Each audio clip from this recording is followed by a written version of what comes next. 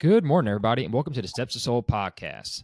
This week, we are discussing same business, different deal, how buyer type shapes the structure of your deal and a transaction. But first off, happy early Father's Day, Christopher. I know you've got two lovely children, and they are almost out the house, so you're almost a free man. Yep, one's out the house and one's got a few years left, but you've got some youngins yourself. Yes, I do, and I got a birthday party this weekend. Ooh. We've got snot running down our noses, so we will see how the family holds up. It's going to be a long Saturday, but Tigers play at 6:00, College World Series. That'll make it a lot easier picking up the party watching the game. There But you go. There you like go. the game of baseball, who you play can change what pitcher you throw out. So let's talk about what I just said. What shapes these business transactions? What kind of buyers change everything, and how the same business can result in a dramatically different deal structure with a different type of buyer, whether it's individual, strategic, private investor, private equity, or search fund, whatever it may be.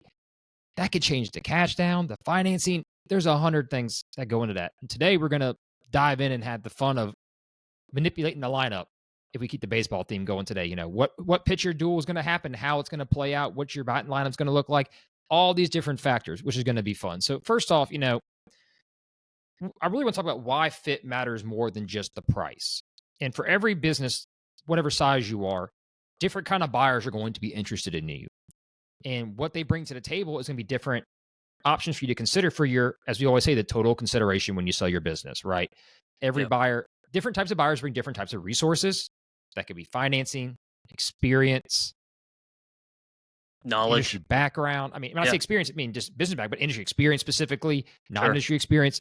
There's 100 ways to skin the cat. So, the old jokes people talk. Three buyers walk into a room. All three are going to walk out with a different type of deal. Yeah.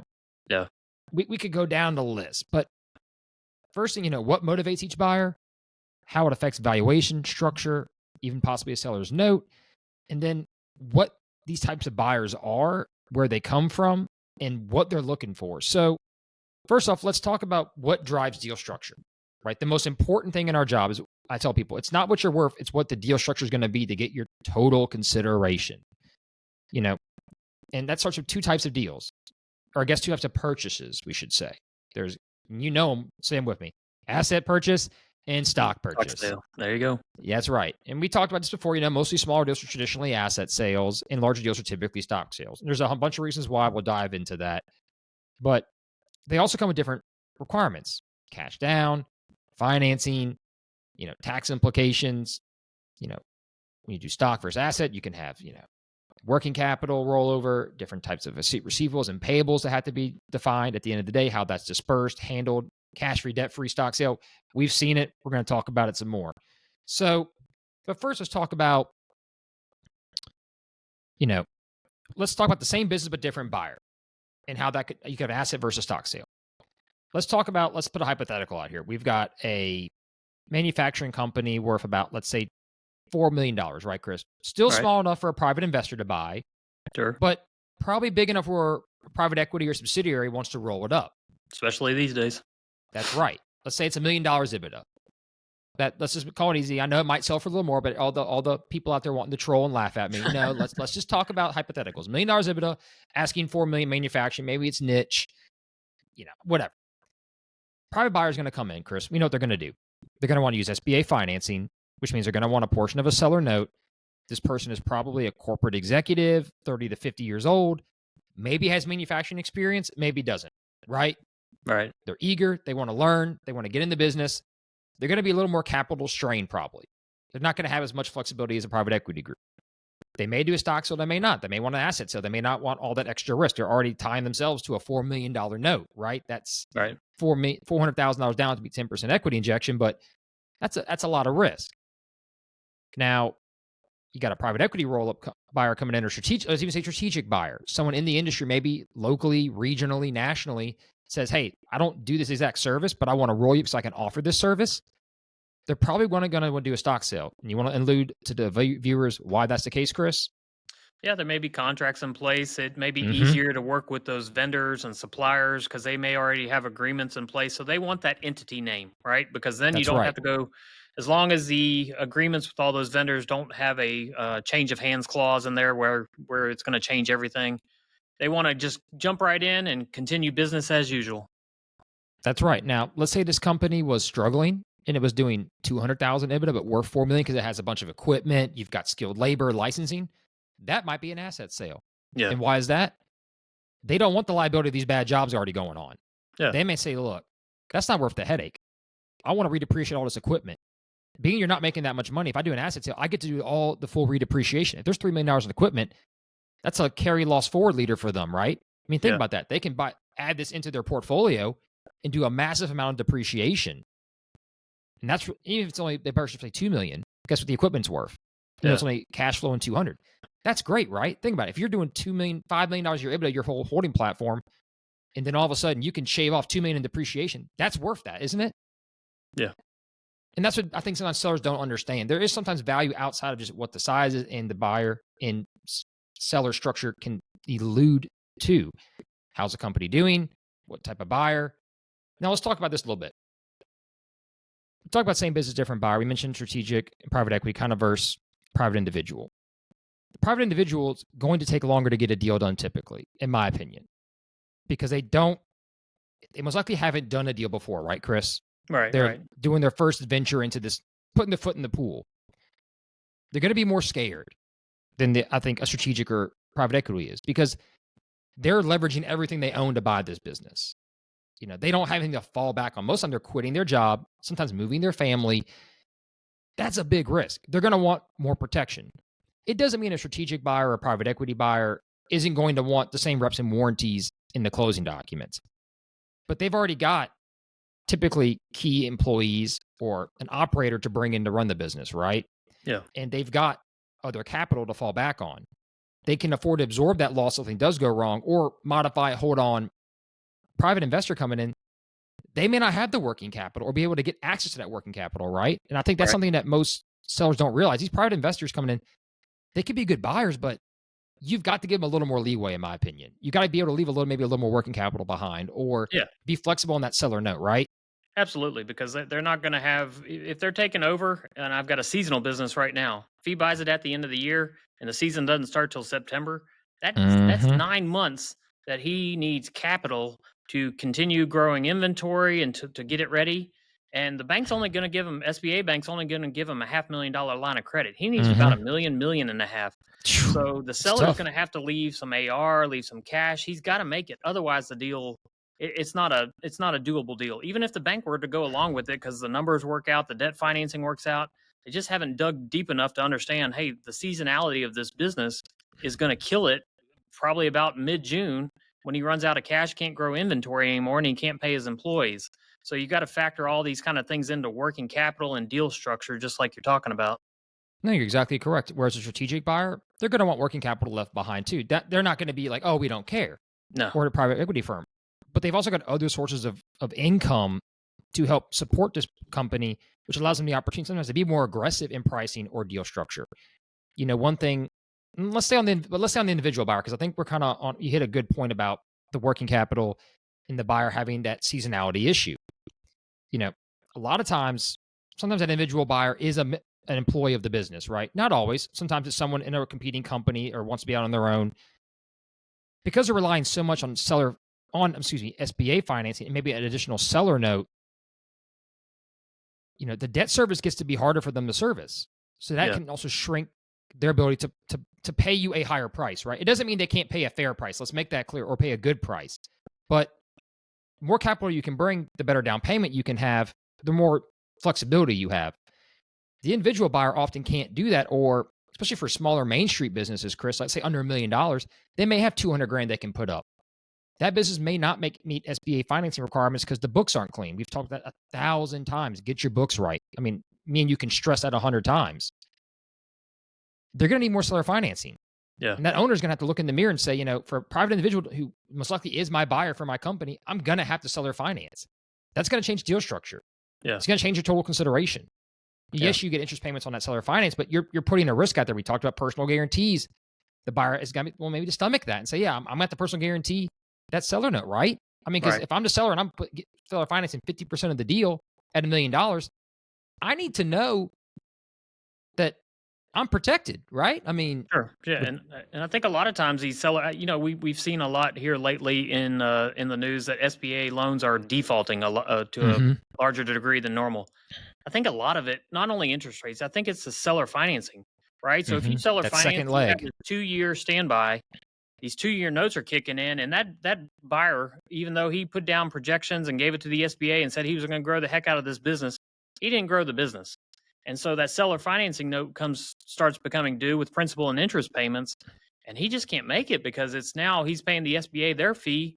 He's trying to live off of what's left, and there's a seller note, and he just can't sustain it. So I think sellers who are selling their business with a large amount of financing, it's great for deal structure, but I think they need to act like a bank to some degree. They need to say, okay, show me the proof that you're going to grow this business, and you got to believe it too as a seller because you're financing that deal. If comes 2 years down the road and he can't pay you, you get screwed, right? It's tough. I mean, and sometimes I think some of those buyers that did buy in for that 2-year standby, even if you grew the business 5-10%, if inflation grew up to 9% and your Yeah, cost of goods shot up, I mean, your SBA note went up, even if you grew 5-6% of that company more than you thought you could, that right. got swallowed up, right? It just, Yeah, the debt, it ate you alive. So that's been a highly contested issue in Washington. As we just talked this morning, there's some new changes on the lending side as far as regulating the SBA BDOs out there and looking back into their history. I think that's a whole another topic for another day, but that's going to be interesting too. If there was, quote, fraudulent loans made, I don't think there were that many fraudulent loans. I just think there was a culmination of the wrong waves all landed at the right time and the cocktail just overflowed, yeah, for lack of better words, or put it this way. The market got to be like Paul Skeens. Nobody could touch it. It just kept throwing everybody out, and nothing you could do, right? I mean, you swing in the bat trying to get above, get a hit on base, and you can't do anything when you that's got right. inflation, you got Interest rising rates. cost of goods. Yeah, I mean, yeah, I mean, how many times 2 years ago did we keep saying, "Oh, interest rates are going to drop. They're going to drop," and because that's what and we they were just being held. told. They ain't dropped. They still haven't dropped. That's right. And I think that, if you're somebody who's got a mortgage on your house, you got the SBA, I mean, you should look at the wife. You're going to keep the house first, right? I mean, my wife would let me put the kids on the street, I can promise you. Yeah. So, and I don't want to add more thing too about the individual, buyers. They need more training and transition typically because they're getting something brand new often, or it's their first time owning the business. They're going to want a longer training and transition period. They're going to need that help, especially for smaller deals where the owner could be the primary source of contact to bring business and new business in. Whereas with a strategic buyer or private equity for a larger deal, they're going to say, look, we want you to hang around, but at this time, we know you run the company, but you're not the head of sales, right, Chris? You're not the head That's of marketing. You're not the BDO bringing in all this business. yeah, yeah, We still need exactly. you for operational and key relationships, but I'm not going to need you for 12 months, you know, dramatically involved or 6 months to get through this next transition period. That's That's just right. not the way this company should be set up. And if they are, you need to think about it as a seller, what your roles are if you're listening. That's right. So let's talk about the strategic acquirer. Could be private equity, could not be. Can be somebody in your region, could be someone in your state, in your city, your town, whatever. Strategic can be a very broad word, but let's say you're another HVAC or plumbing or electrical company buys you because you can roll up into their operation. That could be considered a, quote, strategic buyer if you didn't know. The good thing about strategics, typically there's economies of scale. Typically, they have industry experience, and they also often hopefully have the licensing, right, Chris? Which is Right. a problem for most, which we didn't talk about individual buyers. They aren't going to get the license. Yeah. Strategic may have the license, so that solves that hurdle, right? They can operate day one. How often do we see that with plumbing, electrical, HVAC, environmental licensing? Having the ability to start day one and not have to go through that training transition period of waiting to get a license or roll over, is that not, how much does that speed up a deal in your mind? It could be months and even a year in some cases. Yeah, absolutely. And even on the ones where I've seen it was a strategic, but they were out of state and they were buying a plumbing company. They didn't have the master plumbing license for Louisiana, but what they did is buy him out and then paid him a residual, to keep Mm-hmm. him around on the payroll. He didn't really have to do anything after a period of time. But until one of the employees or somebody came in that got their master plumber's license, yeah, it's a great way to do it. And so they understand what they need to do coming in versus somebody who's buying it for the first time and really doesn't understand what's even required of them as owning the business. You're exactly right. You made a great point. They know what they're looking at coming in. That That's helps right. with due diligence. That helps with valuing the company. Often they understand what that probably pretty close to what the company's worth. And I Yeah. think they have an advantage of paying for that. Now, granted, who doesn't want a better deal, right? Everybody wants to pay the cheapest price to get. I mean, that's fair market. Why would you not? Right. But the beauty they have often is economies of scale. And I'll go back to that again. I worked on an HVAC deal several years ago. We had a private individual, no industry experience, wanting to buy it, made a little bit better offer, total value with the property and the business. And we had another buyer who was a strategic in the industry, in the area, who offered more for the business but didn't want the property. But the advantage he had was economies of scale. He could convert that business into a higher cash flowing return to him because he could cut certain expenses, right? He could merge other expenses into what operation he's doing, and he got market share. All right. And it was a great fit for him. And it was a great fit for the seller because training transition was way less. It was, you can just head out day one. I don't need it. Just introduce me to the people, get me ready. I don't need you to sit here for 6 months and grind it out with me, right? Like it allowed him to put that transaction in a quicker modality to him, which meant more pocket in his bottom line. That's what you want. Yeah, deal structure is not just about how much, right? You kind of hit the nail on the head. It's about how and when and how are these deals coming together. You know, two deals can feel radically different. What are the differences? You got taxes, you got timelines on how long you're going to need to be working, and you got your role post close. So it's absolutely critical that sellers understand what the total. It's not always just that number on the paper, right? It's about all these other little details that come after.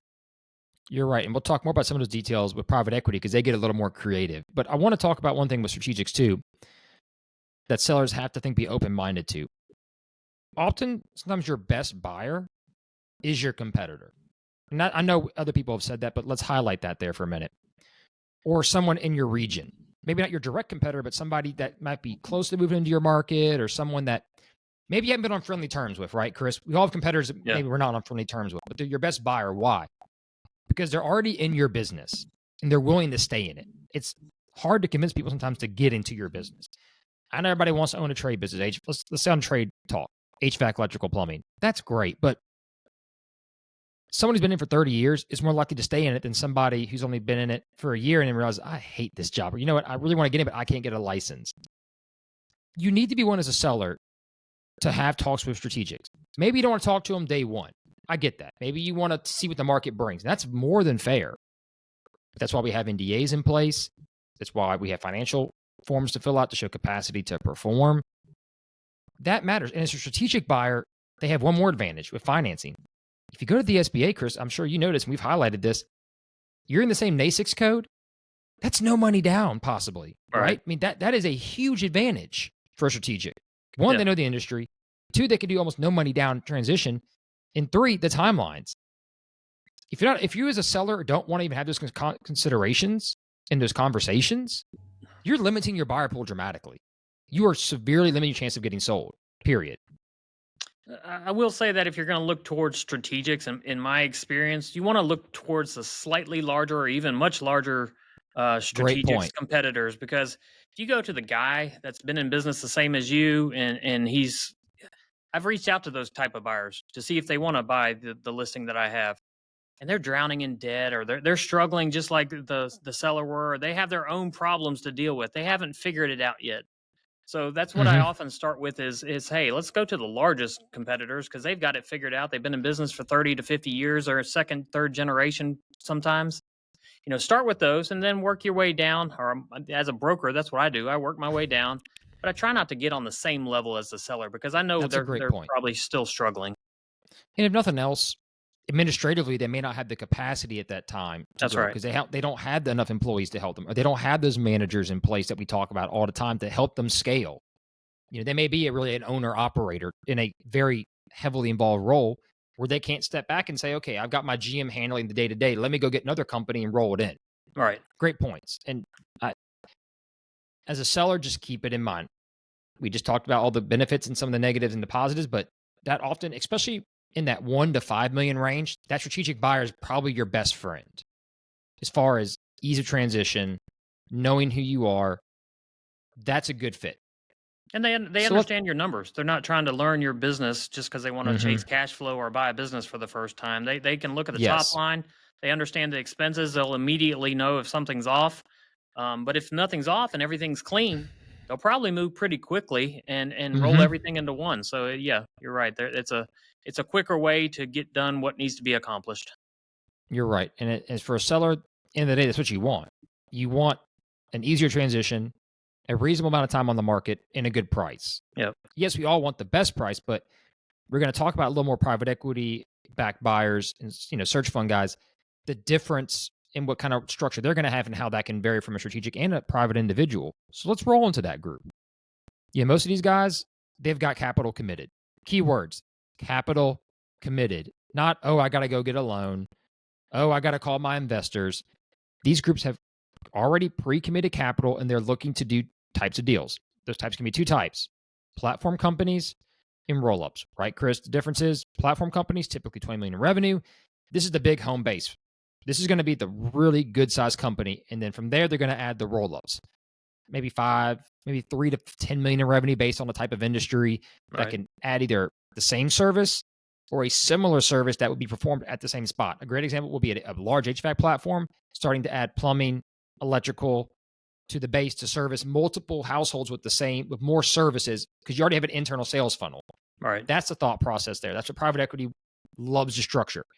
Grow it, then sell it or take it public. You've dealt with that, right? With HVAC contracting with a group out of Florida, correct? Oh, absolutely. Absolutely. Didn't they purchase a deal and they wanted to eventually, their goal was to get public? How much revenue were they at when they were working with you? About 40, 50 million a year? Something like that. Right around there. Mm-hmm. And they got a good deal. They bought a good company and add to the portfolio line. That's right. So with private equity too, the people coming to talk to you are probably not going to be the operators. They may want you to stay on. They may have an operator in place they've already picked to come run a company. So let's talk about your role with private equity as a seller. They're going to come in, often cash. They're going to bring their team. They're going to do the most due diligence, in the most thorough due diligence. And in doing so, they're going to have requirements for you post-sale. They may not want you to be there forever. They may want you to stay on and run it. You sold a large HVAC manufacturer where they wanted him to stay on. Other cases, they may say, look, we like you. We want you for 6 months. But part of your package deal is we're going to pay you cash. Maybe they want some seller financing if there's some questionable issues on the books or other customer concentration possibilities.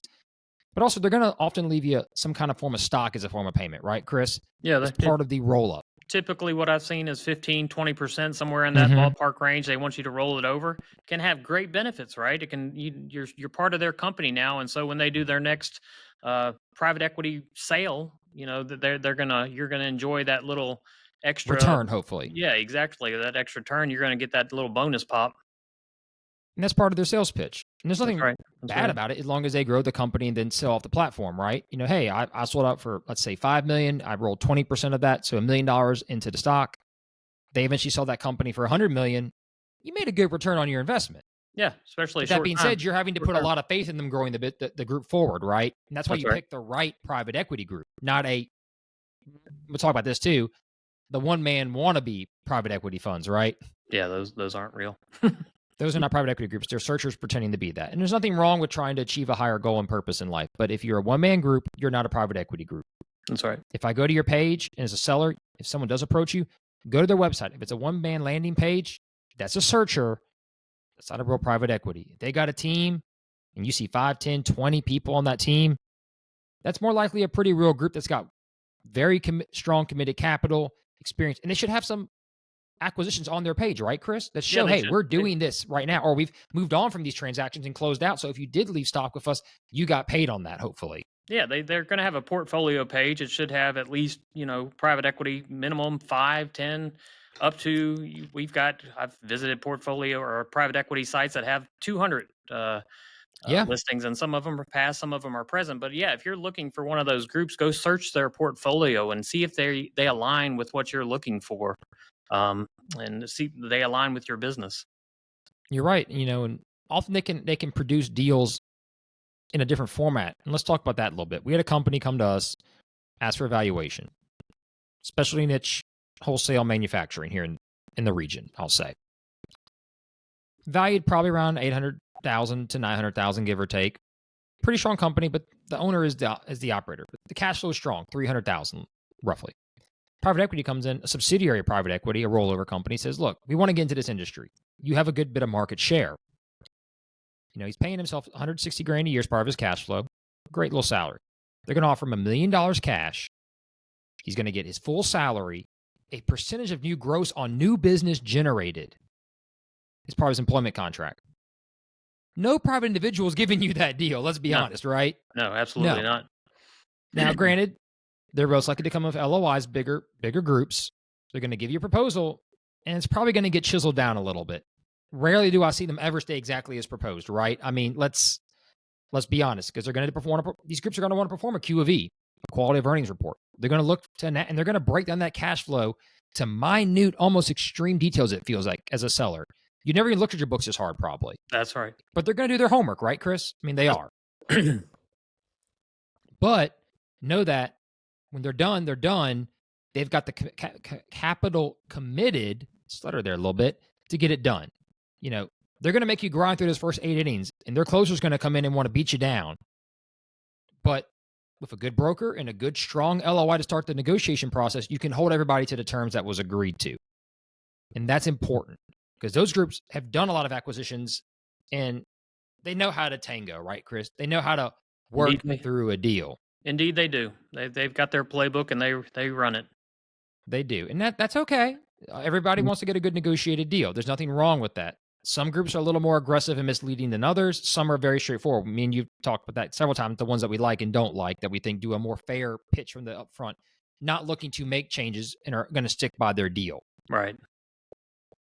But the one beauty of those private equity groups is you're rarely going to see them come back 5 years later and claim, you lied to me on diligence.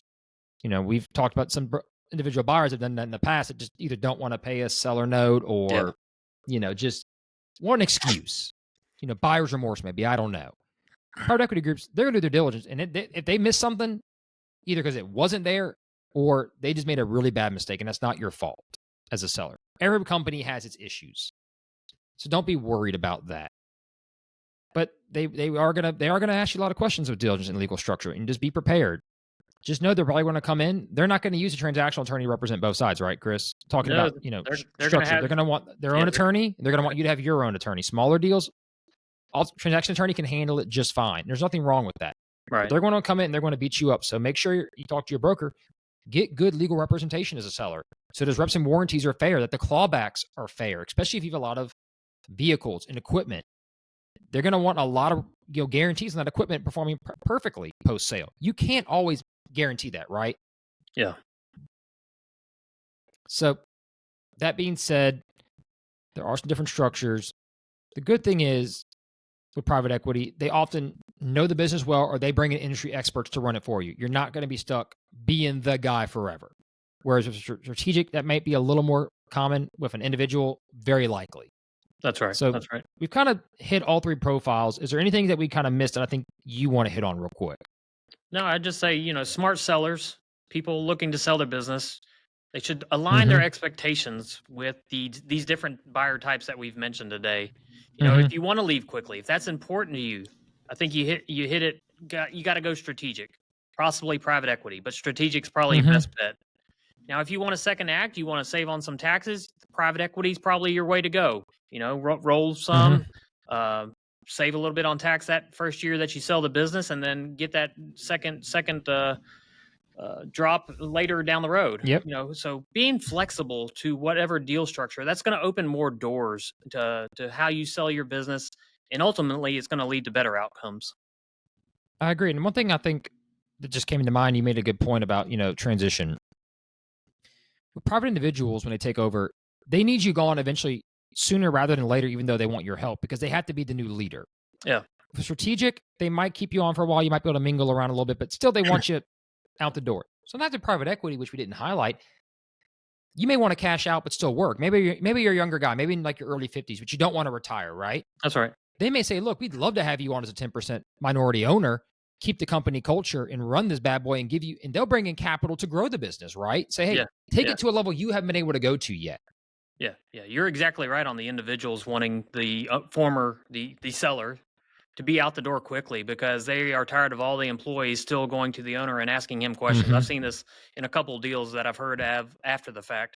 The buyer wanted the seller to stay to get all their knowledge, but after about 30 days, they're like, okay, you got to go because nobody's coming to me to ask all these questions and I want to be in I'll call charge. you on the phone.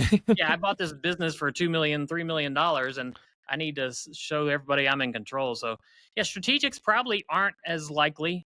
Probably a nice little sweet spot there because they know who's in charge. They own 3 or 4 Yeah, different companies probably, and you're just the guy running your own company still. They don't care if the employees are still asking you because they know who owns the business. And like private equity, they're either going to bring somebody in or you've made a deal up front where you're going to run the business for a period of time until they do bring somebody in. that's right. And that also changes your timeline. Let's talk about timelines real quick because I think we hit it, but I really want to, I had an epiphany as we were talking. As far as deal structure timelines from offer to close, LOI to close, whatever you want to say. If you're doing the private individual route, if it's cash, seller financing, it can be pretty quick, Yeah. easy to draw up. No But real if you're estate. talking, yeah, exactly. But now if you start factoring in SPA and other financing, Whew. that can really make a transaction 3 to 6 months, right? I mean, Absolutely. we've seen some drag out for crazy reasons. Yeah. Not having books ready, we've gone on that in other podcast episodes. But with private equity, that committed capital, if you can provide diligence right away, they can move very fast and you Yeah. can have a new structure quicker than you realize. And I think that's so important for sellers to remember because if you get deal fatigue, which does happen while doing a transaction, it's hard to go through one to sell your company, prepping to sell. You have that long grind of 6, 7 innings, that's for baseball terms. And you get to the 9th inning, the game's over, and now it's, hey, we got a doubleheader. You just sold, but you got to get back in the trenches to help this guy go through the next wave, right? Yeah. It can be tough. Whereas private equity is like, hey, you just threw 9 innings as the pitcher. You go sit in the back and you coach up the other pitchers talking about what you saw from the batters. You take a step back. We got this. Right. For a good metaphor. Those things matter as a seller and how you structure what you want to do.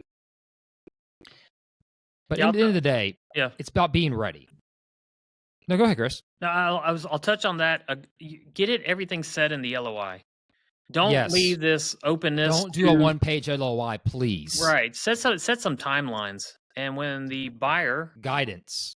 when they start missing those timelines, when they say that due diligence is supposed to be done by this period and purchase agreement is supposed to be done by then, and give it some grace. If it's a week, 2 weeks, that's fine. But if we're Holiday a came month, up, 2 months whatever. past, you really need to, I guess, reflect if you're working by yourself as a seller or talk to your broker, say, is this common?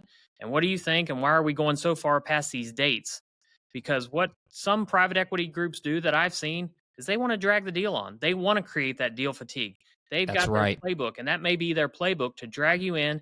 And then after 5, 6 months, they're going to say, hey, we want to reduce the price by 20% because of these things that we found. And you're not going to find a better buyer than us, so you should do our deal. Right. And you're already 6 or 7 months into this deal.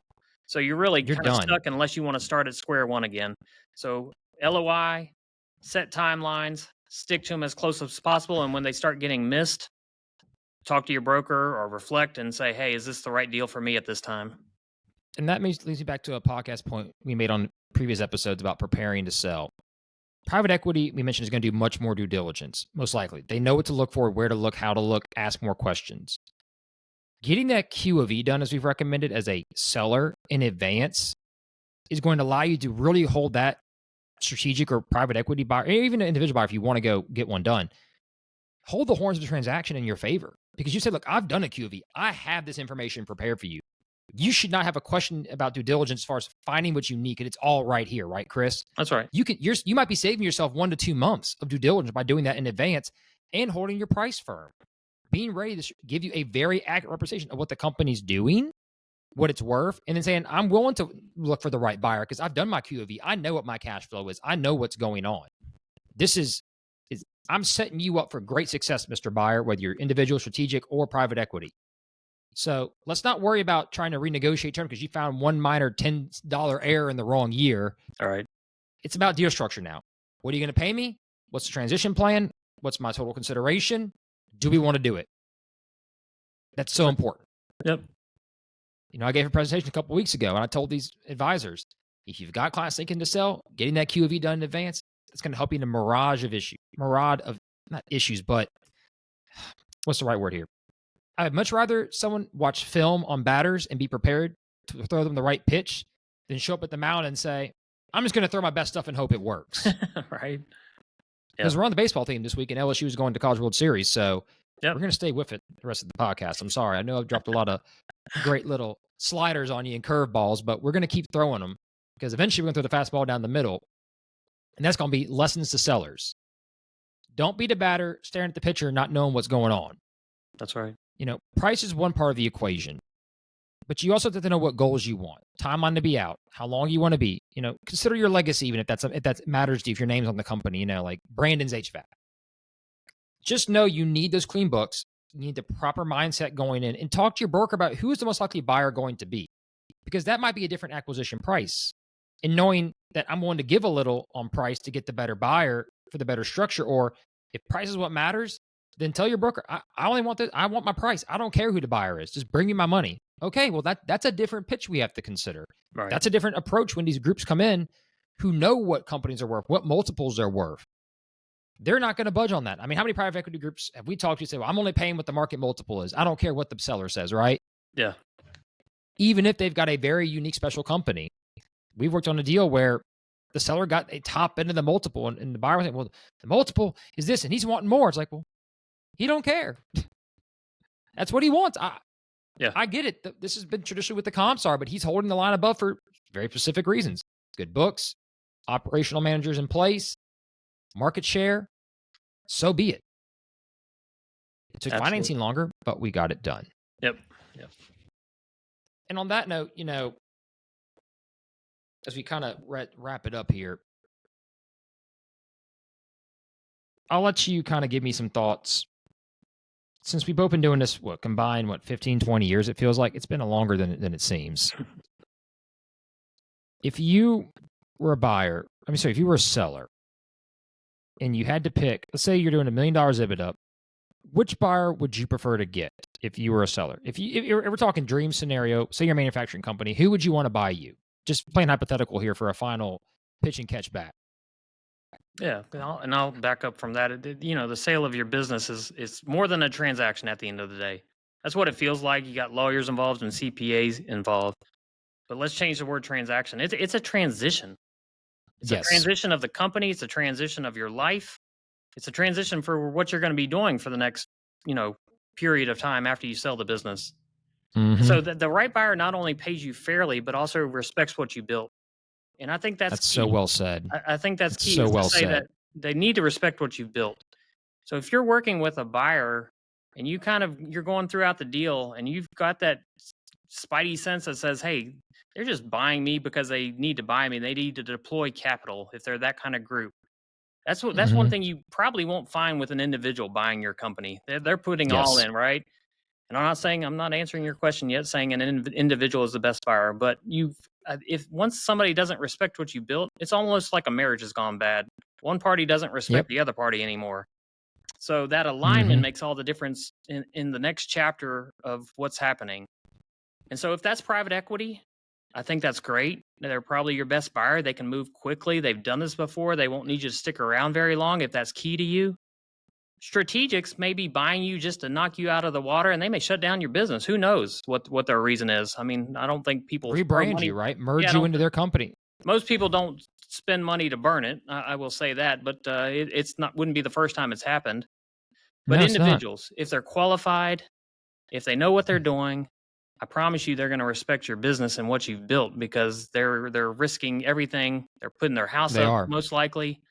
So I think that's the key, is to find that buyer that can respect the business, has its best interest in mind.